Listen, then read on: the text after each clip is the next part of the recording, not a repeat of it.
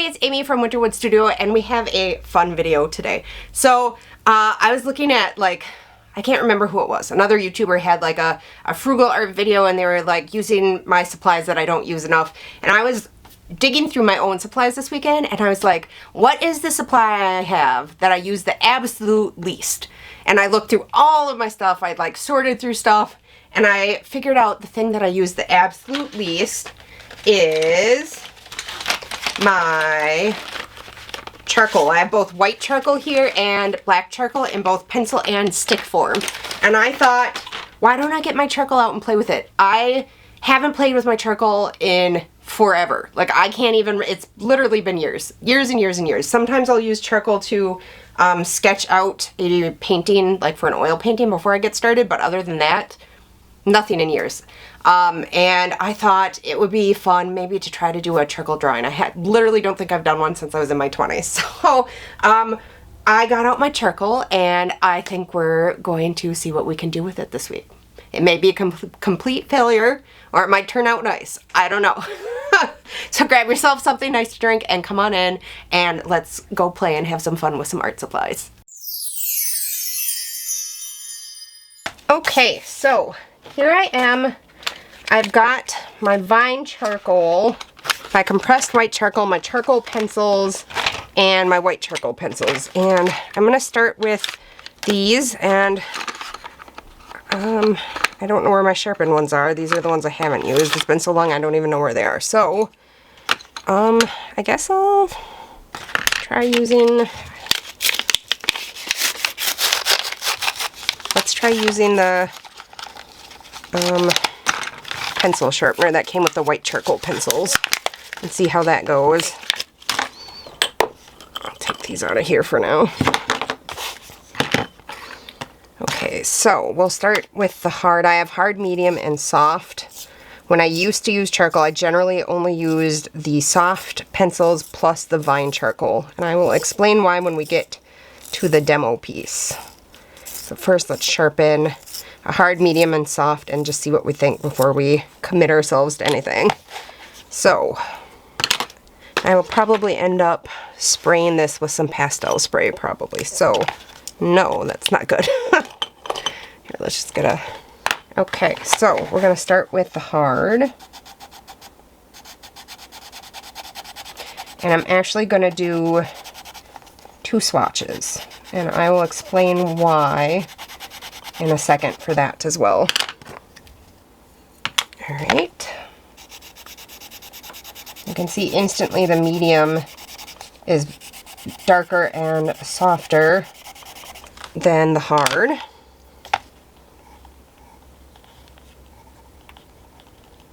And then I'm going to do the soft.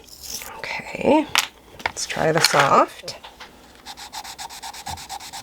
It feels very much like a pastel pencil, which I use all the time now. We'll see if I like these any better than I used to back in the day. Soft. Okay. Now, let's move on to the Vine charcoal. Now, this I do occasionally use to sketch out drawings for under oil painting. So here is our Vine charcoal. And then, I don't know if the white will show up, but we'll try the... Oh, it shows up a little bit on the off-white paper. So here's the white here. And now, these are, I think, hard. They're compressed. Let's see how hard they are. So back when I really didn't like using... Ooh, these are very hard. I don't even know if I'll use this. Back when I was using charcoal, I had not used pastels at all. Okay, so now with charcoal, I used to use erasers to lift out the highlights, and it used to be easier to do that on the Vine charcoal, which is why I was using it. But let's just test all of these.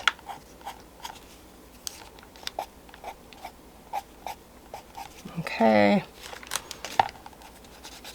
And yeah, it's still much easier on the Vine Charcoal. So the reason I used Vine Charcoal would be for areas where I knew I was going to want to lift out highlights. However, I didn't have things like the Derwent electric eraser. So you're still not going to get as fine of a line though as you would with the, yeah. So, but another tool to use. And then also the Tombow sanded eraser. Let's try that. Ooh, that's good for fine lines, especially this edge here. Okay, all right. So that is all I needed to know there. I'm gonna clean up. I'm going to transfer my sketch to my paper. I'm gonna use Bristol, probably vellum, and I will be back and we'll see if I can still manage to do anything. Okay, so I'm going to start with my darkest charcoal, and I'm going to start by putting in the darkest darks. Like I would with a pastel pencil, I guess.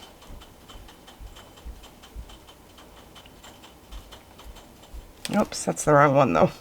I can tell as soon as I touch the paper that was the wrong one. Because we're going to be smudging with this with, or I am going to be smudging this with a blending stump, I'm going to leave the highlights bigger than they actually need to be. Okay, so I left this real-time speed here for a few minutes so you can see what I'm doing. But I wanted to pop in and just talk to you all for a minute about charcoal. Charcoal used to be a thing that I hated. I haven't done charcoal drawings probably for 20-some years. It's been a really long time. And at the time that I was doing them, I remember just hating them, like with a passion. I hated it. And so I kind of thought that I would hate it this time too, but it turns out I didn't, and in fact, I kind of loved it. What I think happened is that I've done a lot of work with pastel pencils and pastels and stuff since I used to do charcoal drawing, so I'm wondering if maybe that, you know, I subconsciously translated the soft pastel techniques to charcoal pencils, but I really enjoyed it. I also have been wanting to do some black and white ink drawings, which if you have been on my channel for a while, you know that when I first got back into art, I was doing black and white ink drawings, and they are one of the things I really love, and I haven't done them in a really long time, and I was even starting to think about Inktober a little bit, even though it's only August. So this sort of was similar. It sort of scratched that black and white need for drawing that I have. And I ended up really, really enjoying it. I just zoned out and found some nice peace and quiet for a while and just drew the ravens. I think they're ravens, they might be crows. And had a really good time, and I definitely think I need to do some more charcoal drawings. And in fact, I have some ideas I want to try that I will be back in a little bit to talk to you guys about, because I think I have something I really am excited to do with the charcoal now that I realize that I actually like it. Okay, so normally I wouldn't start blending right away, but it's been so long since I've done this that I need to make sure I remember what I'm doing. So I'm going to blend out some of what I just did.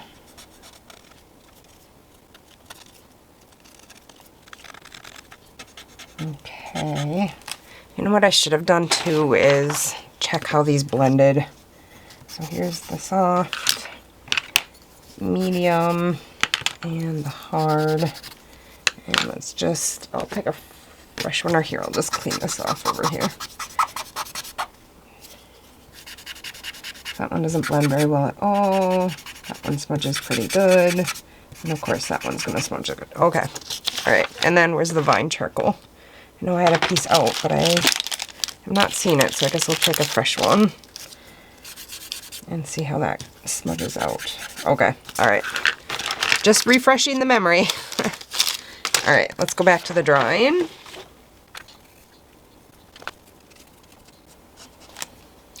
And also something else I'm going to check is if I've smudged this, can I lift it?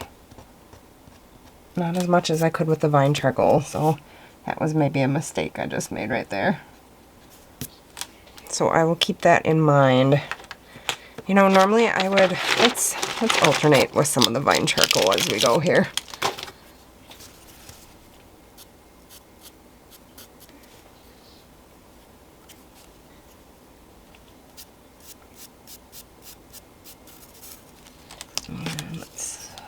get a fresh blender for the vine charcoal.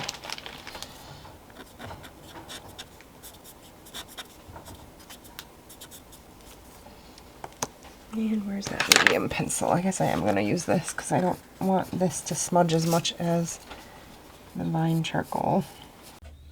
Okay, so I think I mentioned in the earlier voiceover that back in the day I used to hate drawing with charcoal. When I had a choice for, like, if I had to draw something, I would draw in graphite usually. I don't know if it's just because I mean, that was 20 some years ago. Maybe the tools weren't as good as they are now, or maybe I just know what I'm doing now because I've been doing pastels for a while. I'm not sure. All I know is that I really, really enjoyed this. And I started thinking about how, like, I will often sketch out an underpainting for, like, an oil painting on a canvas. And I started thinking about how it would be really fun to have, like, a charcoal drawing on canvas, or maybe a charcoal drawing as, like, a base for some sort of mixed media painting on canvas. And, like, I'm really excited about trying to do something like that. It sounds like a ton of fun. I, in fact, even went and I ordered last night some charcoal powder. I'd been wanting to order graphite powder for a while and try it, but, like, I love this so much more than graphite. This is clearly the way to go. Plus, graphite has, like, a sheen to it that I don't really like. You have to be looking at it exactly from the right angle to not have that sheen. So I ordered some charcoal powder and a lot more vine charcoal and some different charcoal pencils. And I definitely think I'm going to try to do some sort of either drawing or mixed media with charcoal, something on canvas, and see what I can do. I've been researching ways to seal it afterwards. I did seal this with 3 layers of Krylon workable fixative when I was done. The nice thing about charcoal is, like, you know, it's black and the paper is white, so if there was any darkening, I didn't really notice it. It looked the same to me after 3 coats of Krylon fixative as it did before, whereas with soft pastels, if you use a spray fixative with soft pastels, you'll have darkening, and sometimes some colors will darken way more than other colors. So, like, you might have a green that darkens up really dark, but like a rust brown that doesn't, and then your values are all off in your drawing, which is why a lot of soft pastel artists won't use fixative at all. But then if you don't use fixative, you get into that whole thing of having to frame the piece behind glass with spacers so that the surface of the pastel drawing doesn't touch the glass, because the static from the glass can pull the pastel dust right off the painting, and on and on and on. So this I sprayed with fixative. It worked great. You wouldn't need to use spacers to frame it. And it would be really exciting to try to find some way to not just do like a spray fixative on canvas, but like to put some sort of varnish over it too. My mind is turning. It seems like a whole nother avenue of things to explore. And then, like, what if you layered like acrylic ink or something on top? Or I don't know. It sounds like a lot of fun. So I definitely am going to be experimenting with that. I also want to say that if you want, one of the things that I really, that I didn't have back when I used to do charcoal drawings that really helped was both the Slim Tombow monoline eraser, but also the Derwent electric eraser. That was really, really helpful. And in fact, I'd be interested in seeing if I can find an electric eraser with a thinner tip on it than this one, because it was pretty thick. I think that would help for very fine highlights that I want to knock back to almost white. And also I'm going to do some tests and see how the electric erasers erase on canvas as well. I think it opens up a whole new avenue of exploration and creativity, and I'm really excited about it. You just saw me use the white charcoal pencil there. That worked pretty well for highlights, although it was, the paper must be cream, because the paper, I mean, even just looking at it now, watching the playback here, it looks like it has a cream tone to it. The whole drawing even almost has like a sepia tone, but when I use the white charcoal pencil, it you know, it was pretty clear that they were different tones. So like it almost looked like a milky bluey white. I did use it in some places, but I ended up using like the eraser for the highlights more. It might be fun to try combining the charcoal with like maybe just one or two colors of pastel pencil and see how that turns out. But then, like I said, if you do that, then you have to get into that whole does it darken when you spray it issue, which can be a real pain in the behind. There you saw me just erase some smudges from the paper. I was much better at keeping it cleaner this time than I used to be back in the day, although I did still have some issues with keeping it clean because, you know, charcoal's messy.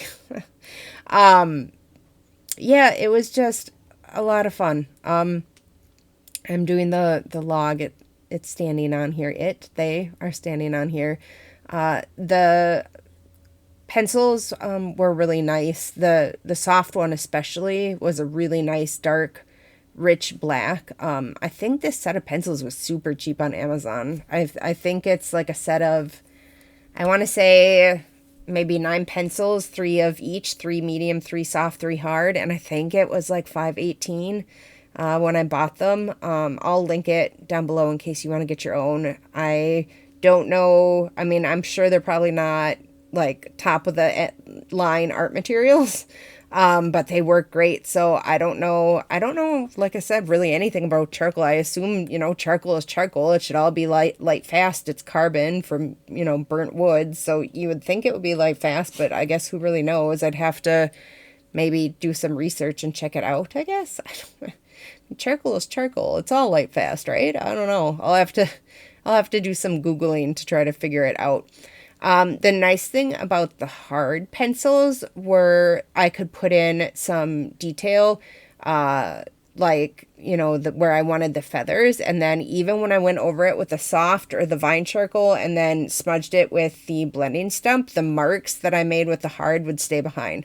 Like it was almost like, I mean, you know, it was like not even like a pencil because it did not budge unless I scrubbed really, really hard. So, I was able to put in, you know, marks where I wanted like the curve of a feather to be, and I could still see it after I applied that first layer of charcoal. I think if I had had the powdered charcoal, I think it would have been easier maybe to just do a base tone on each bird and then, come back and lift out highlights and then darken stuff. I think the powdered charcoal would make things a lot faster and easier. So I'm really excited for that to come. I can't remember what brand I bought, but I just bought some on Amazon to start with.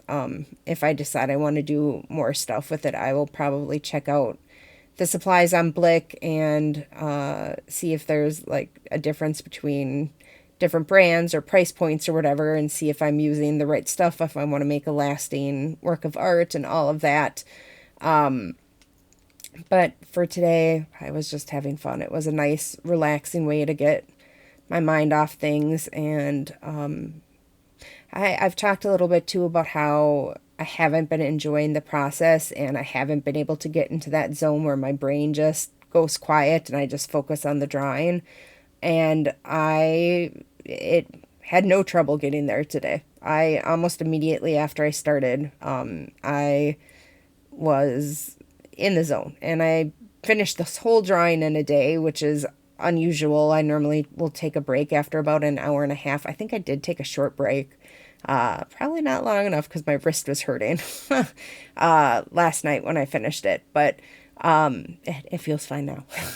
For anybody who's gonna worry or ask, it feels good now. So here I am just putting in some of those highlights with the electric eraser, and you do have to be careful with it because it can take things back to white very, very fast. I ended up coming back in and redarkening everything up because it just took it a little bit too far. And there's something wonky about the back feathers here that I can see that I fix in a little bit.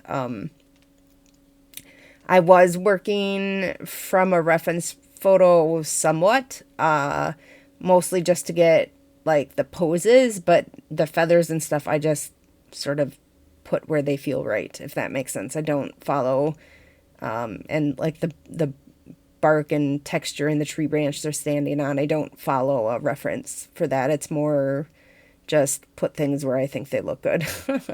Although I do have a pretty basic, not basic, more than basic. I have a good understanding of bird anatomy. They're one of my favorite things to draw, and I know, like, in general how their feathers go and where they go, and, you know, pin feathers and down feathers and all of that stuff. So I do have a general understanding of bird anatomy through practicing drawing birds for a really long time. So that helps with that. There's nothing wrong with using a reference. I highly encourage it. You cannot draw accurately from memory unless you've drawn from references many times, probably more manys even than that. So I usually do, especially if I'm doing a really realistic drawing like this, I will have a reference that I look at to make sure that everything looks right, because, you know, realism is hard, and to make it look real, you have to have a real example to look at, you know. In fact, in one of my videos where I talk about art myths, that's one of my big art myths I hate, where people say, oh, you're not a real artist unless you can draw without having a reference photo. No, I don't buy that for a minute. Anyway, I'm going to pop back in real time here and tell you my final thoughts, and I hope you liked the video, and I definitely think you'll see some more charcoal. Okay, so there is my finished charcoal drawing. I definitely didn't hate it as much as I thought I would. I definitely don't hate it as much as I used to. I used to have a really hard time keeping the paper clean, and I still did somewhat, but apparently I've gotten better at that since I was younger. I actually thought that was kind of fun. I kind of enjoyed it. I think this took me maybe 4 hours, so like faster than pen and ink, but similar results. It was a lot of fun, actually. I really enjoyed it. My brain was feeling a little unhappy, so that kind of smoothed things out for a while. If you're waiting for a sign to tell you to get out some unused art materials and try them, here's your sign.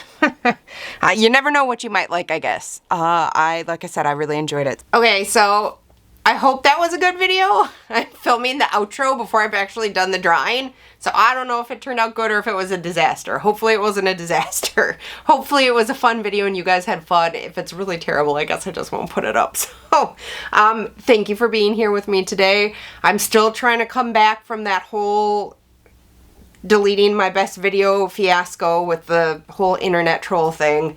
Yeah, I'm not gonna, I suppose I could link it below, I don't know, but I still am not where I was in YouTube's eyes with the whole analytics and the statistics and everything, so, I screwed up. I shouldn't have got so shook up, but I did, and I screwed up, so if you haven't hit the like or subscribe button yet, or left a comment, I would really appreciate it if you did. I've worked so hard on this channel. It's been a year and 6 months now, and I have not missed a single video until I deleted that one, and now YouTube views it as me missing a video in my schedule. But I had not missed a single video in a year and 6 months, not once. I did 3 videos a week for the first 3 months, 2 videos a week for the next 2 months, and then I've done a video a week since then, and I have not missed one, and worked really hard, and I kind of screwed things up for myself. So if you could hit the like and subscribe if you found this useful, or leave a comment, I would appreciate it very much. And you can always check out my Patreon as well. We have Sketchbook Club and exclusive videos and tutorials and a podcast and all sorts of fun things. So if you want to check that out, the links will be down below. And until next time, happy creating.